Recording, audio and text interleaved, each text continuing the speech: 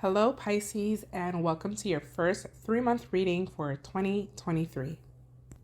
This reading will give you a quick summary of the planetary energy you could expect from January to the end of March.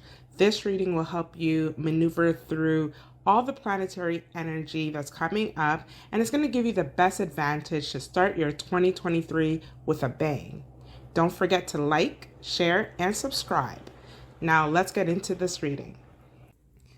So the year starts off for you, Pisces, with the North and South nodes still in your 3rd and 9th house axis. So basically, there's going to be a focus with what you learned as a child and what you have discovered in your adventure as an adult, how you source information, and how you broadcast the information you have found, making a mark in your local environment and making your mark in the world. For Pisces, the major focus will be on analyzing the information you find and what has been taught to you and leaning into the support of your peers to find your voice. On January the 12th, after Mars being retrograde since the end of October, it is now direct, which can bring movement in your plans to travel to your native land, to work on paperwork pertaining to your business, handling home or real estate affairs, or igniting a much needed spiritual healing with a focus on family lineage. Actions towards these areas will definitely provide mental satisfaction. And while this brings good forward movement, it could also bring instances where you're going back and forth on family matters. Try to be mindful of this and recalibrate your mind so your energy is the energy of listening to learn as opposed to listening for debate's sake. In the beginning of March, Saturn transitions from Aquarius to Pisces, landing in your 1st house. There's going to be seriousness about your demeanor and how you're received, especially for those that don't know you well. They don't know the inner parts of you. They're going to receive you as a serious person. You're also going to be more disciplined with how your physical body is, and this can be triggered by you just simply feeling tired of things that you no longer like. This can also cause you to implement a healthcare regimen that can improve your health and aid weight loss. Also, there may be passages of life that are initiating during this transit, which not only cause you to mature, but your maturity and status will be seen by others you come in contact with.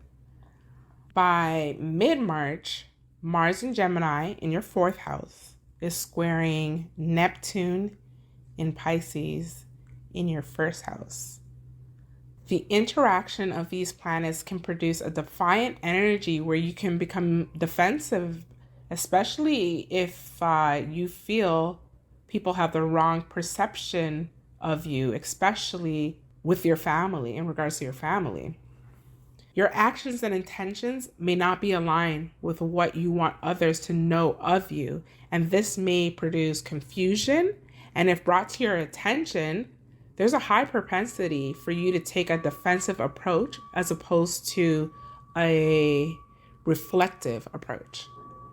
There may be things that you're handling in private, and because you're not showing your hands, people may be apprehensive and distrustful of you. This may not be your intention, but your omission of your private dealings may cause others to create a narrative of what your character is. There's a way to clear up confusion while not sharing things you're not comfortable sharing. Finding that balance during this transit will be super beneficial to you. Now, March shakes things up for 2023. We have a lot of activity, but with Pluto making its debut into Aquarius, it's a start of a long and profound journey of transformation happening in your 12th house. Pluto here will urge you to dig deep into the repressed crevices of your subconscious to face your fear in order to start a process of healing. Pluto will urge you to do this, but if you resist, it will force you to do this. Pluto here is just trying to tear down self-imposed prisons you've created for yourself. And it's doing this by pushing you in front of your fears, to promote changes of the psyche, to have you analyze what happened to me, what makes me feel like this. The landscape of your dreams will be different during this transit as well. It will be revealing of things that are not in your conscious, but it will be delivered there through dreams. When your brain trails off and your mind lands you in thought, and you catch yourself and you ask, damn, where did that come from? Why was I thinking that? These are the clues that you're being sent to handle the journey of healing and replacing fear with control and power. So the next day, March 25th, Mars in Cancer is in conjunct with Pluto in Aquarius. Mars will be in your 5th house, where it wants to have fun, where it wants to satisfy urges when it comes to expressing love and desire. It wants to engage in leisure activities that produce pleasure. It wants the intimacy that heightens dopamine. But we got Pluto over there in the 12th house telling you, Pisces, to retreat, stirring up emotional fear and possibly paranoia of the intentions of others. It's not facilitating an environment where Mars is free to act on the pleasure, because there is this subconscious weight hindering you from going after what you want and how you want it. Mars can still have its fun, but a level of caution is needed. Have your fun, but make sure you're not being susceptible to only the needs of others. Practice a little self-preservation and dabble in the fun that makes you happy.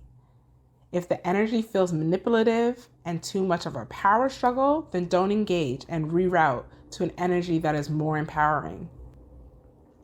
So as we can tell, March is an active and spicy month, but the intensity lessens a bit and brings an energy of ease when, at the end of March, Mars in Cancer trines Saturn in Pisces. There's lots of energy surrounding your pleasure, and for parents, this includes your children's pleasure. Actions towards interjecting more fun into your dealings and the dealings of your children is going to be heightened at this time.